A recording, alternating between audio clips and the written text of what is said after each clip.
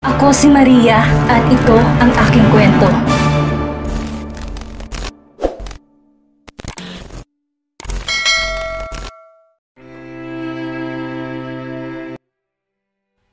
Good morning, ma'am.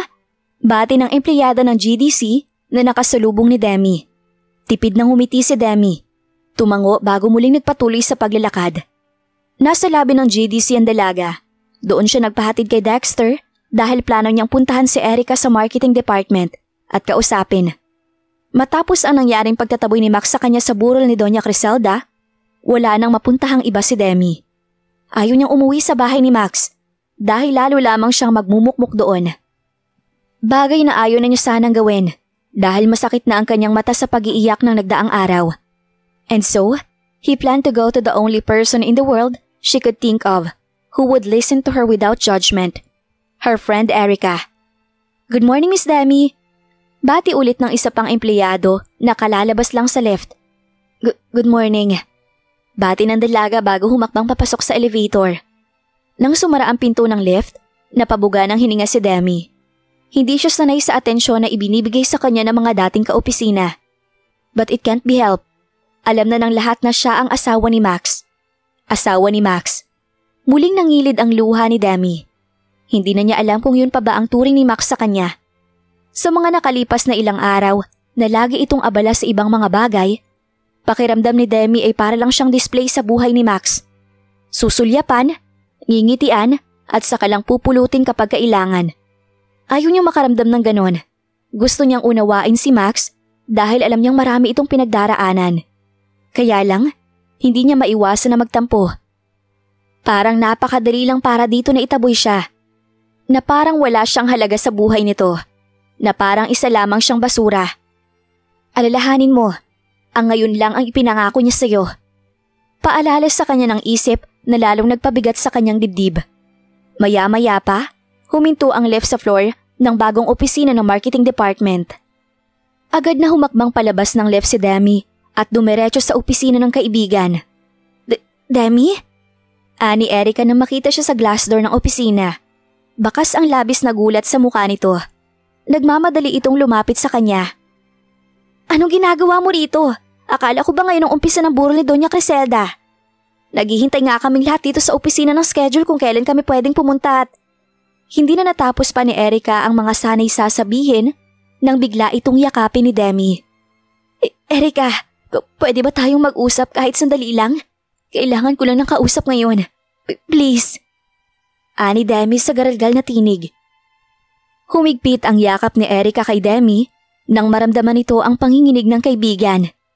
Demi, bakit? Anong problema? Tanong ng dalaga sa kaibigan. Subalit hindi sumagot si Demi. Impit lang itong humagulhol. Nataranta na si Erica. Sandaling pinakawalan ng kaibigan. Sige, sandali lang. Magpapaalam lang ako kay Mr. Roman. Anang dalaga bago nagmamadaling pumasok sa opisina. Wala pang isang minuto, kasama na ito muli ni Demi. Ano? Yun lang ganyan ang ginawa niya sa'yo? Halos hindi makapaniwalang sabi ni Erica. Matapos marinig si Demi. Excuse me ha, he's the CEO and my boss. Pero sorry Demi, medyo may pagkabobo rin yung asawa mo no? Bakit siya magko-conclude ng ganun without hearing both side first? Kahit mga kriminal kailangan ng fair trial bago mag-conviction. Pero yung si Sir Max, daig pa ang judge sa paghusga. Asawa ka na yan ha? Ano pa kaya kapag sa ordinaryong empleyado lang? Hindi sumagot si Demi. Yumuko lang at nagpunas ng luha gamit ang tissue. Nasa sala ng apartment ni Erica ang magkaibigan. Doon sila dumiretso matapos nilang umalis sa GDC. Gusto mo ako ang magpaliwanag? Kayang-kaya kong banggain yung si Sir Max para sa'yo. Magsabi ka lang. Dugtong pa ni Erica maya-maya. Alam ni Demi na kaya iyong gawin ni Erica. Subalit mabilis na umiling ang dalaga. Ayaw na niyang madamay pa si Erica sa problema nilang mag-asawa. She just needed a listening ear, kaya niya sinadya ang kaibigan. Isa pa, baka lalong lumaki ang hidwaan nila ni Max kapag nakialam si Erica. Alam niyang kaya pa nilang ayusin yon. Sana. Max is only hurting now, kaya ito ganun sa kanya ngayon. Oo, tama. Baka yun lang talaga ang dahilan kaya ganun si Max sa kanya. Baka yun lang yun. Sana. Demi, ayos ka lang? Ano? Hindi ka na sumagot. Untag ni Erica sa kaibigan nang mapansing tila ito hulog sa malalim na pag-iisip.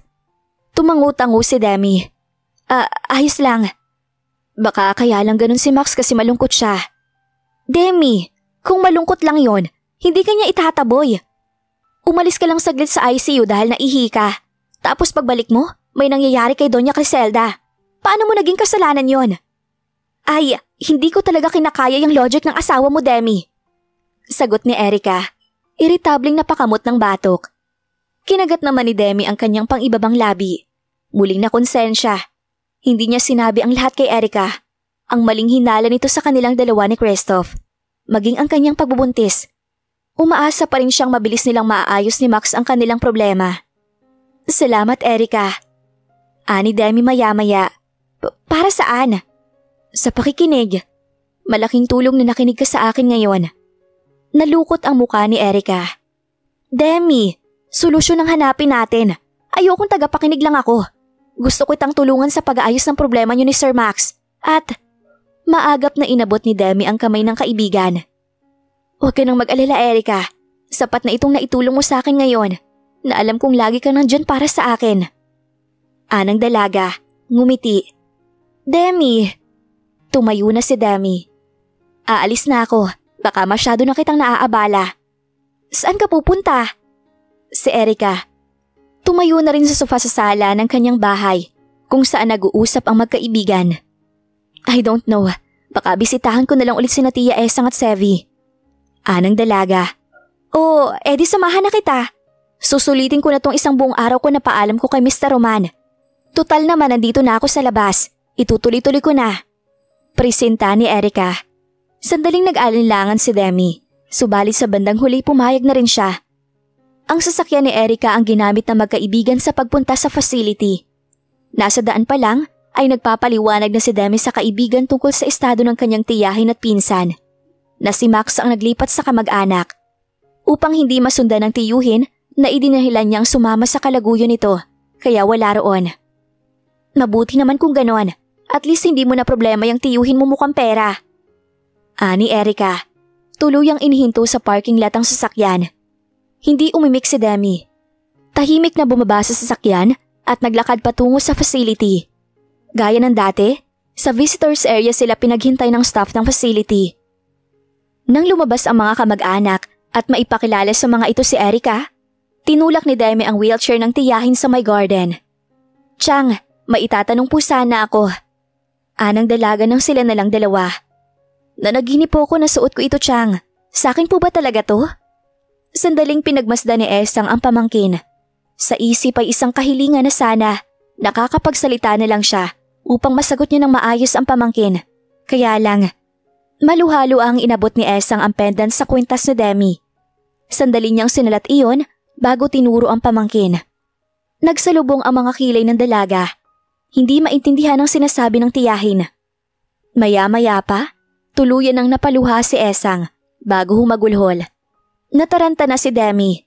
Niyakap ang tiyahin. Sorry, Chang. Hindi ko po sinasadya na guluhin kayo. Huwag na po kayong umiyak, Chang. Hindi na po ako magtatanong. Anang dalaga, marahang hinagod ang likod ng tiyahin. Nang sandaling kumalma si Esang, ay itinuloy ni Demi ang pagpasyal sa tiyahin sa garden. Hindi na muli pang binuhay ni Demi ang usapin tungkol sa kanyang mga panaginip o sa pendant na ibinigay ni Esang sa kanya. Emosyonal si Esang kapag tungkol sa nakaraan ang pinag-uusapan. Kaya kahit noon ay iwas ang dalaga sa pagtatanong tungkol sa kanyang ina dahil mababaw ang luha ng tiyahin at ayaw niya itong nakikitang umiiyak. Siguro wala namang ibig sabihin ng panaginip na yon. Ani Demi sa isip. Hindi naglipat sandali, bumalik na rin sina Sevi at Erica. Si Sevi naman ang pumalit kay Demi sa pagtutulak ng wheelchair ni Esang na muli nitong ipinasyal sa malawak na garden. Naiwan ang magkaibigan sa shed. Ang ganda pala dito, Demi. Tahimik din. Mabuti na lang at dito dinala ni Sir Max sa mga kamag-anak mo. This is not just a facility. It's a haven for people who don't have anywhere to go. Ani Erica, habang ipinapaikot ang tingin sa solar. Alam mo ganitong klase ng lugar ang gustong ipatayo ni Logan someday. A project that is making a difference. Pwede ko ba siyang dalhin dito minsan? Sabi ko dadalaw kami sa mga kamag-anak mo. Ngumiti si Demi. Tumango. Salamat, Erica. Wala nang ibang dumadalaw kina Chang dito kundi ako lang. Agad na nagsalubong ang mga kilay ni Erica. Si Sir Max hindi dumadalaw dito? Kumurap-kurap si Demi. Bihira. Alam mo na, busy. Pagsisinungaling ng dalaga. Sandaling natahimik si Erica. Nag-isip. Sa bagay, pero alam mo minsan, dapat priority ka na rin niya. Asawa mo na siya. Paano kapag nagkaanak na kayo? Alangan namang ikaw lang mag-isa magpalaki sa baby ninyo. Dire-diretsyong sabi ni Erica. Madalas sabihin ng lola ko noon na ang marriage daw ay partnership because once married, the husband and wife becomes one. Neither party can survive without the other. Kaya si Logan, sinabihan ko na agad, kung gusto niya magkaroon kami ng anak in the future, we need to have shared responsibility over our kid. Kung hindi siya handa sa demands ng pagiging isang ama, huwag niya akong bubuntisin. As simple as that. Natahimik si Demi. Tumumo sa isip ang mga binitawang salita ni Erica. Iniisip niya ang sitwasyon nila ni Max. They didn't discuss kids. They did not even discuss about the future. Ang meron lang sa kanila, a shared agreement that they will keep the present real, as long as it lasts. Paano kapag natapos na ngayon? Kaya gano'n na siya tratuhin ni Max? Saan sila pupulutin ng anak niya? Napahikbi si Demi. Yumuko. Hindi niya napigilan matakot at maawa para sa kanilang dalawa ng kanyang ipinagbubuntis. Agad namang bumaling si Erica sa kaibigan. Demi? Huy! Umiiyak ka? Pinaiyak ba kita sa mga sinabi ko? Sorry. Tarantang sabi ng dalaga. Marahang hinagod ang likuran ng kaibigan sa pagtatangkang aluin ito. Mabilis na nagpunas ng luha si Demi. Pilit na pinakalma ang sarili bago umiling. Wala lang to. May naalala lang ako. Pagdadahilan ng dalaga. Napabuga ng hininga si Erica. Akala ko naman kung ano na. Anang dalaga. Magsasalita pa sana ito, kaya lang tumunog ang cellphone nito. Napilitan itong humakbang palayo kay Demi, bago sinagot ang tawag.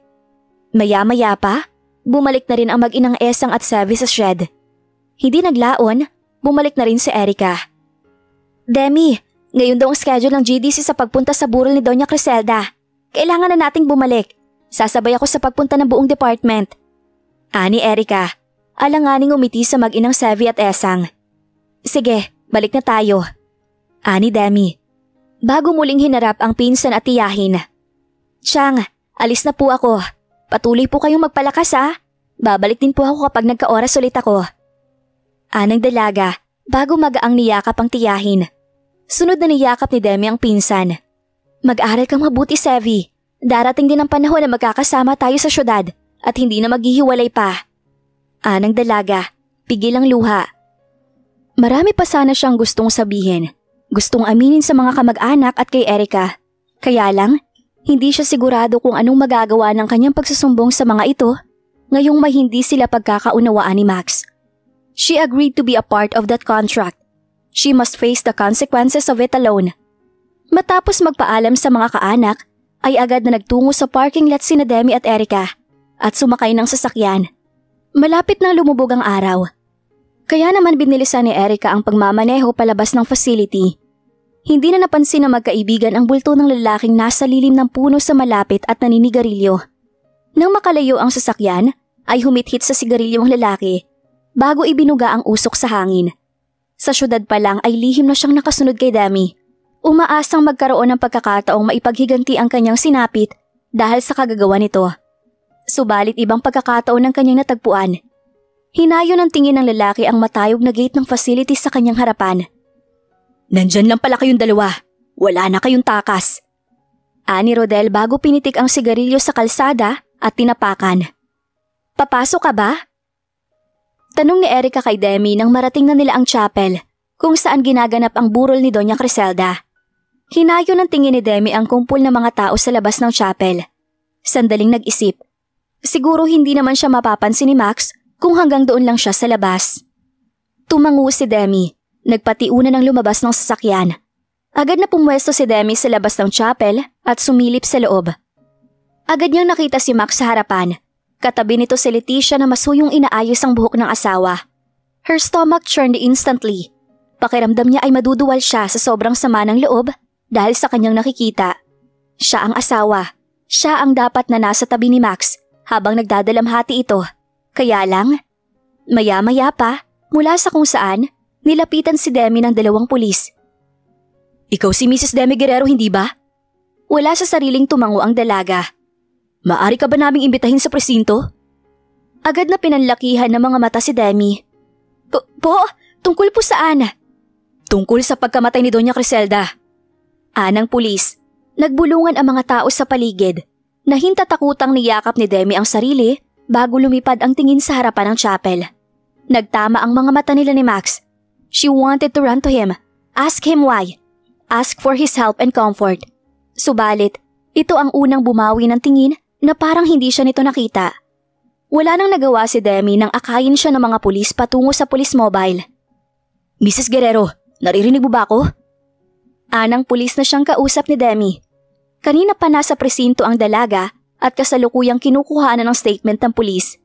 Subalit tila lumulutang ang isip niya at halos walang makuhang sagot ang pulis sa kanya. Kaya paulit-ulit ang pagtatanong nito. Paulit-ulit din siyang hindi sumasagot. Ang tanging nasa isip ni Demi sa mga oras na yon ay ang katotohanang binaliwala siya ni Max kanina. Ganon katindi ang galit ito sa kanya. Umabot na sa ganon na hahayaan siya nitong damputin ng mga pulis upang questionin. My grandson's love for you is stronger than anything else in this world. I am sure time will come. He is ready to abandon everything just to be with you. Yun ang sinabi sa kanya ni Criselda nung huli silang mag-usap. Gusto pa sana niyang paniwalaan yun ngayon. Patuloy na panghawakan, kaya lang. Nag-angat ng tingin si Demi. Mariing pinagsalikop ang mga kamay upang pigilin ang mga luha. Pakiulat po ang tanong. Anang dalaga sa garalgal na tinig. Nagbuga ng hininga ang pulis. Bakas na sa mukha ang iritasyon. Maaari mo bang isalaysay ang nangyari ng araw na mamatay si Doña Criselda? Sa mababa at malumanay na tinig, ikinuwento ni Demi ang mga nangyari kahapon nang mamatay ang matandang Doña. Sinabi niya na nahilo at dinala siya sa nurse station upang suriin. She stuck with her alibi na pumunta siya sa pharmacy upang bumili ng gamot bago nagtungo sa CR upang umihi. Kinuwento rin niya na nagkasabay sila ni Christoph sa elevator at pagdating nila sa ICU, sabay nilang nalaman ng doktor na nag-aagaw buhay ng matanda. Sandaling tumipas sa computer nito ang pulis bago muling nagtanong. Wala na kayong pinuntahang iba ni Dr. Montano? Sa elevator lang talaga kayo nagkita? Tumango si Demi, kahit na masama ang loob. Wala po akong ginawang masama, sir.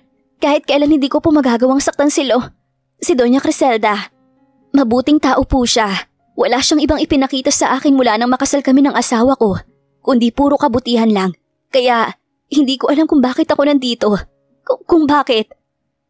Kinagat na ng dalaga ang pang-ibabang labi upang pigilan ang pagikbi. Ayaw niya sanang ipakita na mahina siya, subalit hindi na niya maintindihan ang mga nangyayari. Yumuko na ang dalaga, tahimik na lumuha. Maya-maya pa, inabutan siya ng pulis ng tissue at ubiling tinanggap iyon ng dalaga. SOP lang itong ginagawa namin, lalo pa at hiniling ng asawa mo na pati kayo ni Dr. Montano, maging ang nurse si Doña Criselda, ay makuhanan din ng statement tungkol sa pagkamatay na matanda. Ganito talaga, kailangan namin tingnan ang bawat anggulo, lalo pa kung possible murder ang pinag-uusapan. Napasinghap si Demi, wala sa sariling napahawak sa impis pa niyang tiyan.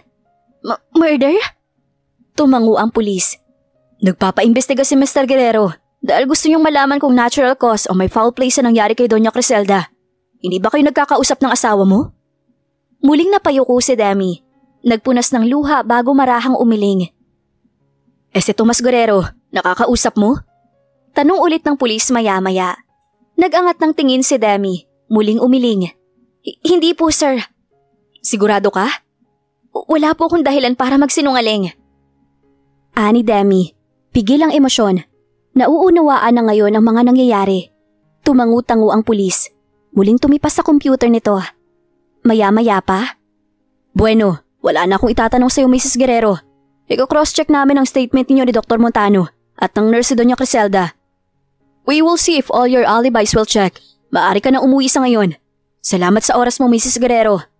Anang pulis. Maliit na tumango si Demi. Maingat na tumayo sa silya bago lumabas sa silid. Paglabas ng dalagay, agad siyang sinalubong ni Erica at niyakap. Sa likod nito ay naroon sina Logan at Christoph. Sumunod agad kami ni Logan dito nang kunin ka ng mga pulis sa chapel. Ayos ka lang ba? Hindi ka nila tinakot o anuman? Hindi ka ba nila sinaktan? Sunod-sunod na tanong ni Erica. Subalit imbis na sumagot, humigpit lang ang yakap ni Demi sa kaibigan bago tuluyang humagulhol. Ang mga damdaming kanina pa pinipigil ay parang dam na bumukas at tuluyang umagos ng marahas at tuloy-tuloy. Sa puntong iyon, wala nang pakialam pa si Demi kung pagtinginan siya ng mga tao at kung ano man ang sabihin ng mga ito. Masama ang loob niya kay Max at kailangan niyang umiyak. Hindi niya sukat akalain na magagawa siyang pagdudahan ni Max na sumagi sa isip nito na makikipagsabwatan siya sa tiyuhin nitong si Thomas upang tuluyang mawala sa mundong ibabaw si Criselda. Hindi na alam ni Demi kung anong mas masakit. Ang paratangan siya ni Max na nakikipagrelasyon siya sa ibang lalaki o ang pagdududa nito na mayroon siyang partisipasyon sa pagkamatay ng abuela nito. Mas masahol pa yun sa ginawa nitong pagtataboy ng harap-harapan sa kanya kanina. Paano ito naisip na magagawa niya ang mga bagay na ganon? And what about their baby? Kung nagawa siya nitong itaboy kanina na parang wala lang siya sa buhay nito, paano na ang anak nila? Itataboy din ba ng asawa niya ang kanilang anak kapag nasabi na niya rito ang kanyang pabubuntis?